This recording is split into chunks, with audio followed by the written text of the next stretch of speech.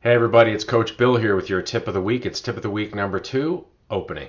Last week's tip, preparation, feeds in nicely to this week's tip around opening because you've done a lot of work in your prep. We've all been more intentional, and really, if you think about it, what your prep is allowing you to do is to create almost an immediate hypothesis, even before you meet, of how you might be able to help that prospect. So when you're opening, you want to keep that in mind. The other tool that you have at your disposal is the agenda that you created and sent to the prospect in advance.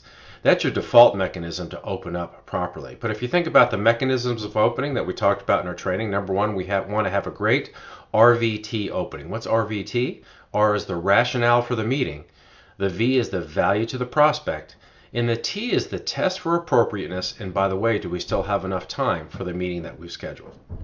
Now, one of the things that I didn't get a chance to say, which I hope that you inferred, is we don't want to change your personality in terms of how you exchange pleasantries and connect to someone either over Zoom or certainly face to face. And the beauty of it is your fail-safe is the agenda.